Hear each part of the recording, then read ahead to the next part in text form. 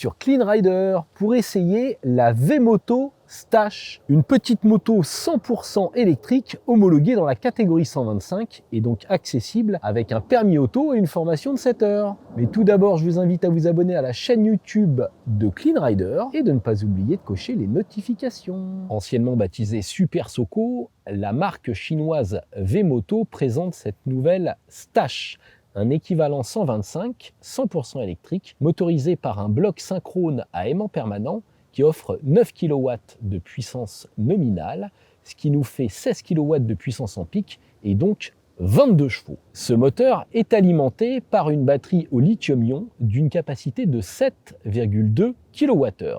Il s'agit d'une batterie fixe, elle n'est pas amovible. Le châssis se compose d'un cadre en acier tubulaire avec une fourche inversée à l'avant et un mono-amortisseur arrière réglable en précontrainte. Ce châssis repose sur des jantes de 17 pouces et vous pouvez voir que la transmission finale se fait par chaîne et non plus par courroie comme sur les anciennes Super Soco. Le freinage se compose d'un grand disque avant avec un étrier à fixation radiale et 4 pistons. À l'arrière, on trouve également un disque avec un étrier à 2 pistons. L'ensemble est couplé à un système anti-blocage ABS. Et on trouve même un anti-patinage. Cette Stache exploite aussi quelques éléments en aluminium, comme les poignées passagers, les repose-pieds, le bras oscillant ou encore le guidon. Vous noterez la présence d'un éclairage entièrement à LED, que ce soit au niveau du phare avant, comme des clignotants ou le feu stop arrière. Cette petite 125 électrique est équipée comme une grande, avec, voyez, une instrumentation par écran TFT, avec 2 affichages différents, un ordinateur de bord ultra complet et même la possibilité de dupliquer l'affichage de son smartphone via une application tiers. Et tant que votre téléphone reste allumé, eh bien vous pouvez bénéficier par exemple de Waze en plein écran. Et vous voyez qu'on peut même regarder des vidéos sur YouTube avec une excellente qualité. Là, vous pouvez voir qu'on a une petite prise USB fournie en série pour recharger son smartphone, ce qui est pratique. À gauche, le commodo qui permet d'accéder au régulateur de vitesse. Le mode boost, uniquement accessible en sport, appel de phare, et ici pour naviguer dans les différents menus. À droite, eh bien, on a le bouton de contact, des warnings et les différents modes de conduite, donc éco, normal ou sport, et un bouton R parce qu'on a aussi une marche arrière. La selle est bien réalisée, présente bien, vous voyez, avec des petites surpiqûres. En revanche, elle n'est pas très rembourrée. La petite serrure ici permet de déverrouiller le coffre, en fait le faux réservoir, qui permet de ranger son chargeur. Donc ça, c'est vraiment bien, c'est suffisamment spacieux. On peut même ajouter un antivol ou mettre un casque demi-jet. Et vous noterez qu'on a de la feutrine ici. Donc ça, c'est plutôt appréciable. Et pour démarrer, on prend la télécommande. On appuie d'abord ici pour déverrouiller la sécurité. Et ensuite, on appuie sur le logo V-Moto pour voir apparaître l'instrumentation. Allez, maintenant je vous propose un test en partant du centre de Paris jusqu'à la banlieue nord, à Montmorency, mais en faisant des grands détours et en tentant de vider la batterie le plus vite possible pour voir si ça tient le coup. C'est parti. Et nous voici au guidon dans le centre de Paris, boulevard Voltaire plus exactement. Et on est parti. Alors tout de suite on sent que la moto est extrêmement légère, hein. On est à 143 kg.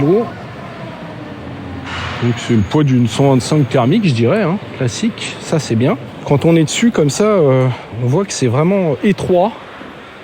C'est très fin, facile à prendre en main, même pour les petits gabarits. Vous voyez, mes pieds touchent facilement au sol avec mon 1m77. Et la position de conduite est quand même assez confortable. Vous voyez, je suis pas trop en avant.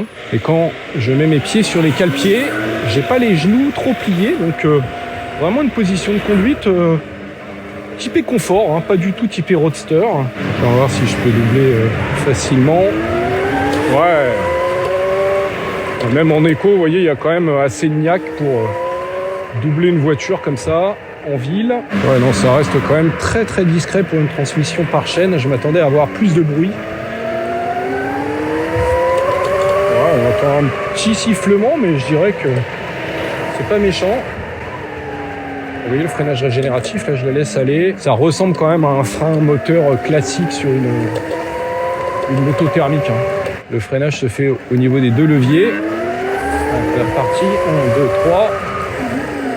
Voilà, vous voyez, je peux pas bloquer les roues. Ça rallonge un peu les distances de freinage et les leviers sont un petit peu durs. Mais je suis sur une moto neuve, faut que ça se rôde pour que ce soit un peu plus efficace. Pour se faufiler avec ça, c'est magique. Encore une fois, l'important c'est d'avoir de la reprise pour se dégager, vous voyez, ce genre de situation. Allez, là on va aller se tenter une petite course avec une belle Honda 750 Integra S. Bonjour, je vais me mettre en sport. Vous allez accélérer un petit peu fort pour voir si ça marche mon électrique, vous voulez bien? Juste là, jusque là, là. En sport aussi? Ouais. On est prêt?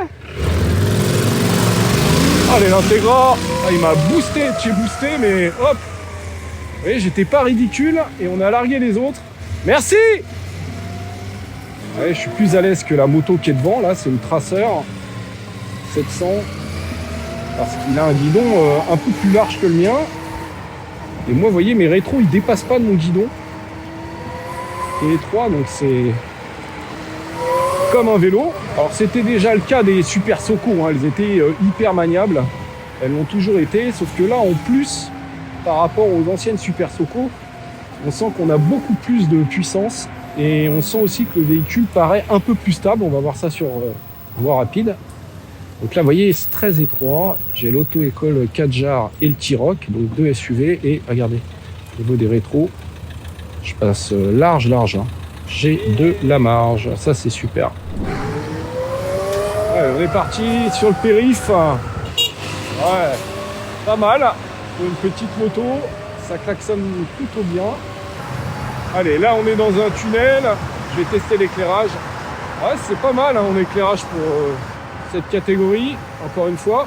Bon, alors là, on a tout ce qu'il faut. Hein. On a de la reprise, un bon éclairage, un bon klaxon, une moto extrêmement maniable, impeccable pour le périph'. Donc là, ça fait 20 minutes que je suis au guidon. Et je trouve que l'amortissement est quand même confortable. En revanche, je trouve que la selle est quand même très ferme. Hein. Elle est bien dessinée, elle est assez large. Mais ça mériterait un petit peu plus de mousse à mon goût. J'aurais aimé aussi que les leviers de frein soient un peu moins durs. Vous voyez, et soient un peu plus progressifs, mais bon. Allez, là, j'enchaîne la 86 et la 15. Je vais mettre la visière, ce sera mieux. C'est parti. Ah, c'est bien, j'ai du jus. Vous voyez, j'ai pris 90 sans problème en insérant. Allez, là, virage du pont de Gennevilliers. Donc la machine est légère, mais elle n'est pas frêle pour autant. On va voir si ça résiste bien au vent latéral. Ouais, la caméra bouge pas trop. Avec le mode boost, ça descend un peu. 126 km/h. Super. 127. Ah, c'est bien. Elle conserve quand même bien sa vitesse. Pour l'instant, elle m'a pas fait de surchauffe. J'ai envie de dire, enfin, une petite... équivalente 125 électrique qui a vraiment du jus et qui permet de prendre des voies rapides avec un ABS aussi, ça c'est rare. Alors quand je suis sur autoroute comme ça manque de protection évidemment hein, au niveau de la tête et du buste. Faudra attendre qu'un pare-brise haut arrive en accessoire chez V-Moto. Pour l'instant ils en ont pas. Allez, on va prendre une petite route de campagne un peu dégradée. Ah ouais, donc là dès qu'on penche on fait frotter les cale-pieds, hein. Tout de suite premier virage, on n'a pas une super garde au sol, c'est dommage. Donc la béquille frotte vite on va dire. Alors autant l'amortissement est parfait pour la ville, autant là sur petite route on sent que ça sautille un petit peu. Donc ça prouve la vocation urbaine de cette machine avant tout, hein. Allez, là regardez, on a un beau ralentisseur. Paf! Et paf, ça tanne un peu les fesses quand même, hein. Donc on voit vite la limite des suspensions. Et pour être sûr d'être vraiment très méchant, eh bien avec 15% de batterie, je vais lui infliger la rue du chemin vert. Vous voyez, je sais pas si vous voyez comment c'est pentu ici. C'est la route la plus pentue que je connaisse en Ile-de-France. Et bah vous voyez, aucun problème pour monter sans prendre d'élan. Je suis même à 45, vous voyez, il va falloir que je réduise mon allure. Donc là, vous voyez, test réussi. Elle a grimpé sans mollir, alors qu'elle est à 14% de batterie. J'ai toujours pas de témoin de surchauffe moteur ou batterie, bien que ce soit refroidi par air seulement. Et j'ai fait 66,3 km. Il me reste 9 km d'autonomie selon l'ordinateur de bord. Donc en mode éco en ville, eh bien vous pourrez faire le double sans problème, je pense. En tout cas, plus de 100 km, ça c'est certain. Pour une petite batterie de 7,2 kWh, c'est vraiment très très bien. Pour être parfaite, il lui faudrait des suspensions de meilleure qualité, mieux retenues, plus épaisses. Et puis un freinage avec un meilleur feeling, parce que là il est quand même dur. Maintenant c'est quand même bien d'avoir un ABS, ne soyons pas trop exigeants. Mais là on commence à avoir de l'électrique de petite cylindrée, si on peut appeler ça comme ça, à la hauteur des équivalents thermiques. Et là le gros avantage avec cette moto, c'est que comme elle est légère et fine, ça va être très facile de la garer. Je vais même pouvoir utiliser la marche arrière. Donc il suffit de rester appuyé sur le bouton et de tourner, vous voyez, comme ceci. Et elle y va tout doucement. Parfait. Et nous voici au terme de cet essai. Alors vous voyez que j'ai rentré très facilement la moto dans mon garage, malgré la présence de la voiture. C'est le gros avantage de cette machine, elle est vraiment peu encombrante. Et en plus, elle braque très bien avec une marche arrière impeccable.